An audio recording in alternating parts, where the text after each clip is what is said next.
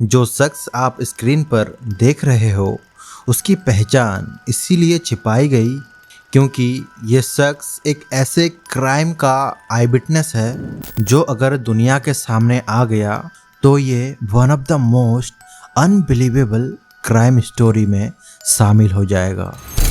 इस केस में 1000 से भी ज़्यादा औरतें और स्कूल एंड कॉलेजेस की लड़कियां शामिल है।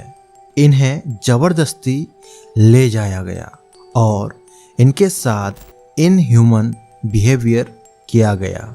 उसके बाद इन लोगों के साथ इतनी गलत चीज़ें हुई कि इनका पहचान करना भी नामुमकिन था। आखिर में उनकी जान लेकर कर्नाटका के एक पवित्र स्थल के मशहूर मंदिर के ज़मीन के नीचे उनके बॉडीज़ को छुपा दिया गया। 3 जुलाई 2025 कर्नाटका पुलिस के पास एक रहस्यमय चिट्ठी पहुंचती है। उस एनवेलप में 2 तस्वीरें और एक लेटर था। खैर, जब कर्नाटका पुलिस ने उन तस्वीरों को देखा तो उनके रोंगटे खड़े हो गए। वो तस्वीर थी 2 ह्यूमन लाइफलेस बॉडी की जिसे ज़मीन से खोदकर निकाला गया था।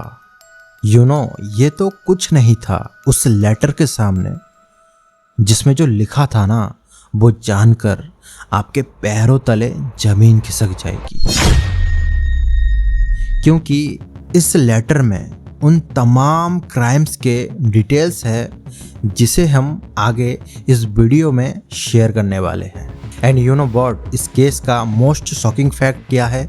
हाई कोर्ट का ऑर्डर है कि इस केस के जो कल्पिट्स यानी गुनहगार है उनका नाम रिवील ना किया जाए और अगर किसी ने किया तो उस पर लीगल एक्शन लिया जाएगा। हाल ही में हमारे कुछ यूट्यूबर भाई ने इस टॉपिक के ऊपर डिटेल्ड वीडियो बनाई थी तो उनके पास लीगल नोटिस भेज दिया गया और उनका वीडियो डाउन कर दिया गया। सो थिंक अबाउट इट कि कितने पावरफुल है वो गुनहगार कि कानून के रखवाले भी उनके खिलाफ बोलने से डरते हैं। Okay guys, welcome to the show. This is Saurabh and you are watching the mysterious unbelievable case in Dharmasthala, India.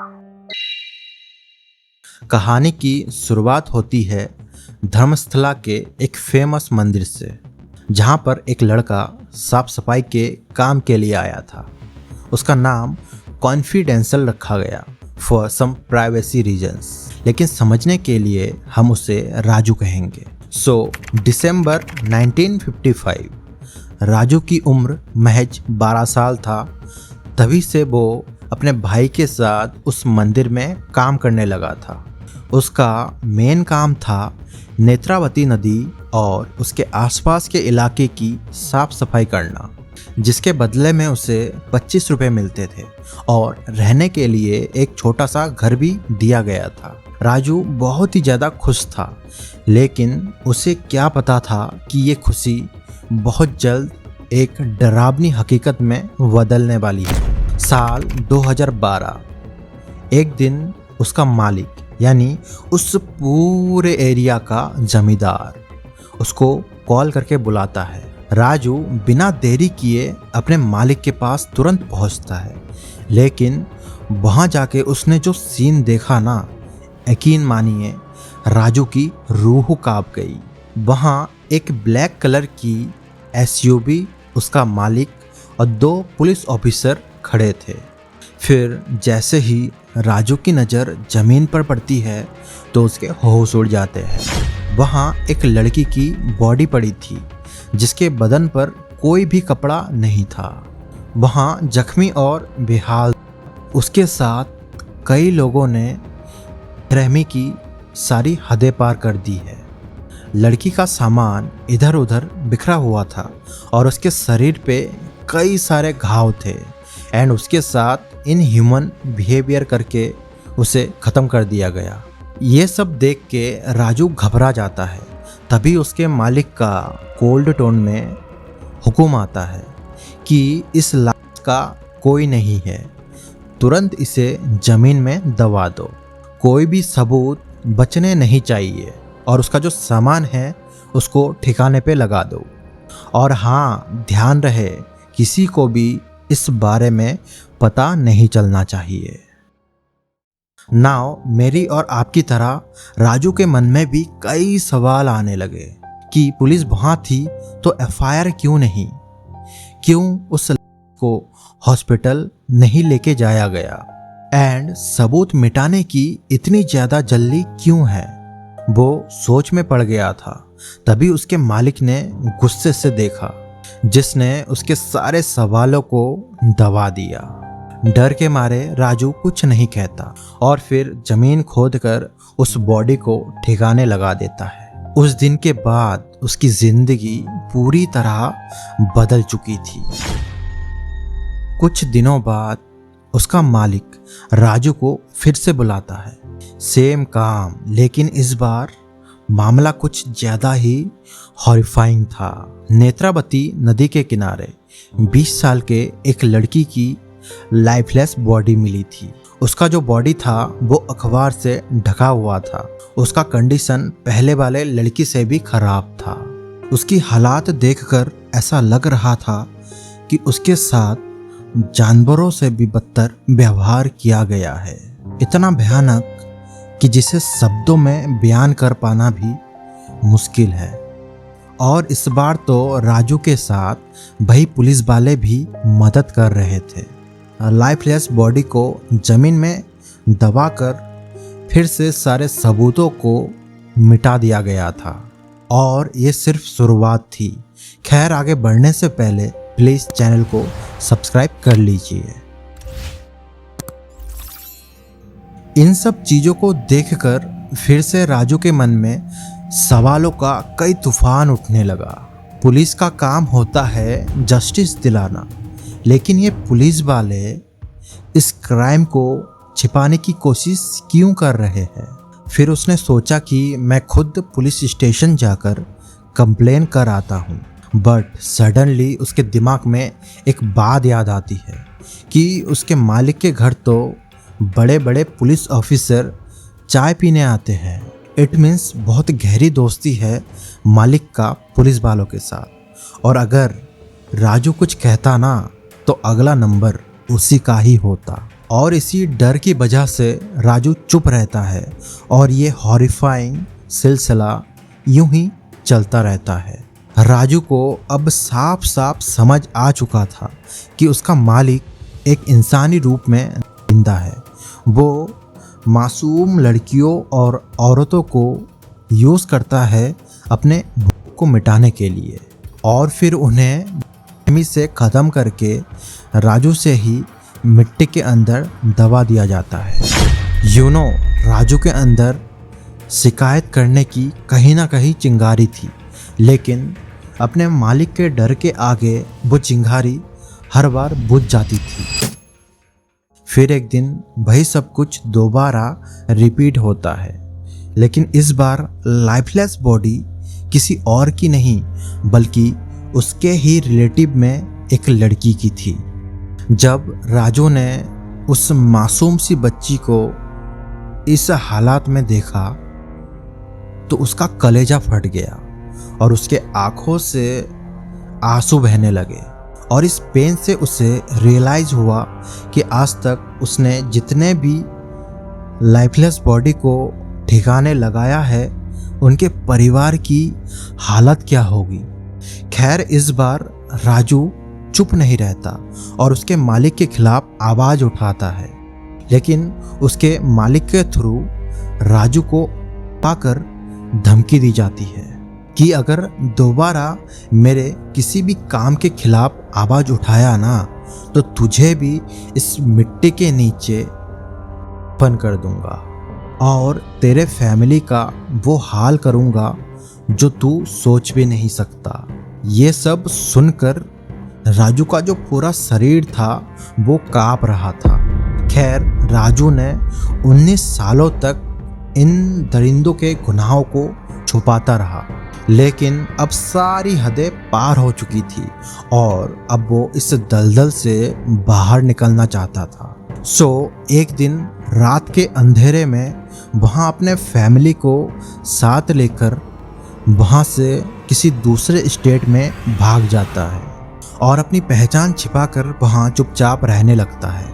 लेकिन उसका डर कभी नहीं गया, बल्कि उसके दिमाग में ये खौफ हमेशा था कि कहीं उसका मालिक उसे ढूंढ ना ले। जो घिनौना सच राजू ने 19 सालों तक देखा था, उसने उसके रातों की नींद और चैन सब कुछ छीन लिया था। वो बहुत ही ज़्यादा परेशान था। उसको अंदर कोई चीज़ बहुत ही ज़्यादा खाए जा रही थी। मतलब वो चाहता था कि ये गुनाह पूरी दुनिया के सामने रिवील हो और गुनहगार को जल्द से जल्द कड़ी सज़ा मिले।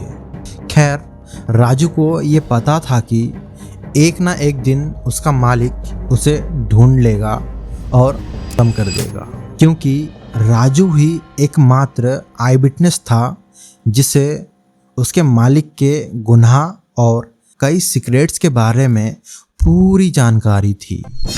राजू ने ये डिसाइड किया कि जब तक ये पावरफुल लोग उसे ख़त्म करे, उससे पहले वो सारे जो सबूत है उनके खिलाफ उसको पब्लिक के सामने और पुलिस के पास भेज दे। फिर राजू ने हिम्मत जुटाई और छिपकर फिर से धर्मस्थला चला गया। फिर कई सबूत इकट्ठा किए। फिर उन गुनहगारों के नाम, address, connections and A to Z information with proper evidence collect किए, जिससे एक फुल रिपोर्ट वाला फाइल तैयार किया। फिर उस रिपोर्ट की कई कॉपीज बनाई। एक कॉपी सुप्रीम कोर्ट के एक फेमस लॉयर के पास भेजा और दूसरी कॉपी भेजी कर्नाटका पुलिस स्टेशन में। इसके पीछे रीजन ये था कि अगर ये लोग राजू को ख़त्म कर भी थे, उसके बाद भी सच सबके सामने आना चाहिए। पुलिस ने तुरंत जांच प्रारंभ किया और राजू को कोर्ट में पेश किया गया with full security and privacy. इसी इन्वेस्टिगेशन के दौरान एक सीक्रेट आदमी सामने आया, जिसने मालिकों के खिलाफ कई बड़े बड़े खुलासे किए। धर्मस्थला के कुछ लोकल लोगों ने भी कहा, यहाँ सिर्फ 400 लोग नहीं बल्कि 1000 से भी ज़्यादा वुमेन्स एंड गर्ल्स गायब हो चुकी है। उन्हीं में से एक केस जो सबसे ज़्यादा वायरल हुआ था वो था सौजन्या केस। तो चलिए इस केस को डिटेल में समझते हैं, लेकिन उससे पहले प्लीज़ आपसे एक रिक्वेस्ट है कि इस वीडियो को लाइक करें, क्योंकि आपका जो एक लाइक है ना, वो इस वीडियो को ज़्यादा लोगों तक पहुंचा सकता है, जिससे कि इस क्राइम में जितने भी विक्टिम्स हैं उन सभी को इंसाफ मिल सके। खैर, कहानी की शुरुआत होती है 11 अक्टूबर 2012 को। धर्मस्थला की एक बेटी सौजन्या अपने घर से कॉलेज जाने के लिए निकलती है। वो काफ़ी खुश और एक्साइटेड थी, क्योंकि उस दिन उसके कॉलेज में एक फेस्टिवल हो रहा था। उसने अपने कॉलेज में फेस्टिवल एंजॉय किया और 2:30 के आसपास वहाँ बस में बैठकर घर के लिए निकल गई। बस से उतरने के बाद घर से बस स्टॉप तक लगभग 30 मिनट का डिस्टेंस था। हर दिन की तरह सौजन्या उस दिन भी पैदल घर जा रही थी। रास्ते में उसके पिताजी का एक दोस्त, जिसे वो अंकल कहकर बुलाती थी, उनका घर पड़ता है। तो सौजन्या ने उन्हें प्रणाम किया और आगे बढ़ गई। अंकल ने जब सौजन्या को देखा तो वो बिल्कुल ठीक लग रही थी और उन्होंने सोचा कि अब ये लड़की 20 मिनट में सुरक्षित घर पहुंच जाएगी, लेकिन ऐसा नहीं होता है। शाम के 6 बजे तक भी सौजन्या घर नहीं पहुंचती है। फैमिली ने उसे बहुत ही ज़्यादा ढूंढा, लेकिन उसका अता पता कहीं नहीं मिल रहा था। थक हार कर रात के 11 बजे करीब वे लोग पुलिस स्टेशन पहुंचते हैं एंड वे लोग अपने बेटी के लिए मिसिंग कंप्लेंट फाइल करवाना चाहते थे, लेकिन पुलिस ने साफ इनकार कर दिया। फिर कुछ लोकल लोग पुलिस पर प्रेशर बनाते हैं तब जाके पुलिस कंप्लेन रजिस्टर करती है, लेकिन एक शर्त रखती है कि इन्वेस्टिगेशन कल से स्टार्ट करेंगे, क्योंकि हो सकता है कि लड़की अपने फ्रेंड्स के घर गई हो। निराश होकर फैमिली घर लौट आती है और अपने लेवल पर सौजन्या को ढूंढने लगते हैं, लेकिन सौजन्या कहीं नहीं मिलती। अगली सुबह फिर से फैमिली पुलिस स्टेशन जाती है, लेकिन पुलिस कोई भी एक्शन नहीं लेता। घर वाले परेशान होकर प्रोटेस्ट शुरू कर देते हैं। तब जाके पुलिस सर्च ऑपरेशन शुरू करती है। देखा आपने पुलिस की लापरवाही। और फिर नेत्रावती नदी के किनारे सौजन्या की बॉडी मिलती है। उसके हालात को देखकर सबके पैरों तले जमीन खिसक जाती है। उसके बॉडी पर सिर्फ एक दुपट्टा था और उसके बॉडी पे ऐसा कोई जगह नहीं बचा था जहां पर चोट के निशान ना हो। ऐसा लग रहा था कि कई लोगों ने उसके साथ गलत काम किया है। एंड सबसे हॉरिफाइंग बात क्या थी, उस लड़की के पार्ट में मिट्टी भर दिया गया था। The condition was totally inhuman and horrifying. I can't explain it in a words. ये सब देखकर पुलिस की रूह भी कांप गई थी। एंड देन कपड़े मंगवाए जाते हैं, बॉडी को कवर किया जाता है और फिर सीरियस इन्वेस्टिगेशन शुरू होती है। जब ये न्यूज़ पब्लिक होती है तो लोगों में गुस्सा भर जाता है। सब कहने लगते हैं कि अगर पुलिस ने सही समय पर एक्शन लिया होता ना तो आज सौजन्या जिंदा होती। पब्लिक जस्टिस के लिए प्रोटेस्ट स्टार्ट करती है, बट एज यू नो कि पुलिस वाले पहले से ही जमींदार के अंडर में थे और ये जो कांड था ये जमींदार और उनके ग्रुप द्वारा किया गया था। नाउ पुलिस की बेहूदगी देखो, वो एक प्लान तैयार करते हैं जमींदार को बचाने और प्रोटेस्ट रोकने के लिए। वे लोग क्राइम सीन के पास एक मंदिर में जाते हैं जिसके सीढ़ियों में एक पागल सा दिखने वाला आदमी बैठा था, संतोष राव। उसे वहां मौजूद 4 लोग पकड़कर पुलिस के पास लाते हैं और कहते हैं यही है सौजन्या का गुनहगार जिसने उसकी जिंदगी खत्म कर दी है। पुलिस बिना क्रॉस एग्जामिनेशन के संतोष को जेल में डाल देती है। 2 दिन बाद जब रियल एविडेंस को खत्म कर दिया जाता है तो पुलिस डिक्लेयर करती है संतोष राव इज अ कल्पिट। लेकिन सौजन्या के पेरेंट्स को इस स्टोरी पर बिल्कुल भी यकीन नहीं था और उनको ये भी पता था कि इस क्राइम के पीछे बड़े लोगों का हाथ है। 11 सालों तक बेचारा बेकसूर संतोष राव जेल की सजा काटता रहा। And the saddest fact is इसी दौरान सदमे में उसकी माँ चल बसी। बट केस कंटिन्यू चलता रहा और संतोष के वकील ने कई स्ट्रॉन्ग दलीलें दी। लाइक मेडिकल रिपोर्ट के मुताबिक संतोष करने के लायक नहीं था। संतोष मेंटली भी अनस्टेबल था। इतनी खतरनाक प्लानिंग वो कर ही नहीं पाता। वो इस जगह मंदिर में फ्री का खाना खाने के लिए आया था। अगर ये दोषी होता ना तो अपने घर भाग जाता और बच भी जाता, लेकिन वो वहीं पर था क्योंकि वो निर्दोष था। खैर, और भी स्ट्रॉन्ग दलीलें देने के बाद सुप्रीम कोर्ट ने संतोष राव को बाइज्जत रिहा कर दिया और कहा कि तुम बेकसूर हो।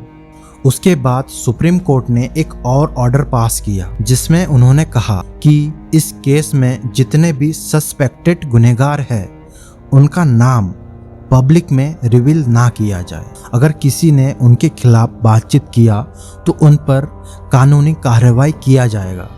एंड इस ऑर्डर के साथ ये केस भी यहीं पर दब गया और बेचारी सौजन्या को इंसाफ नहीं मिल सका।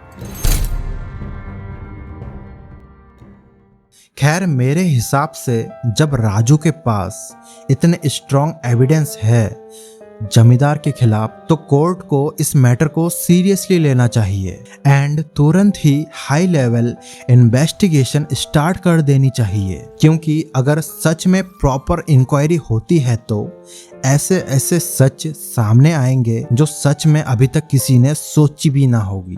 खैर, ये गुनहगार जल्द से जल्द पकड़ा जाना चाहिए, वरना धर्मस्थला जैसे पवित्र स्थल पर हमारे माताओं बहनों के साथ ऐसी होती रहेगी। अब समय आ गया है कि हम सब एक साथ होकर आवाज उठाएं। आवाज उठी तो इंसाफ मिलेगा, वरना अंधेरा हमेशा के लिए छाया रहेगा।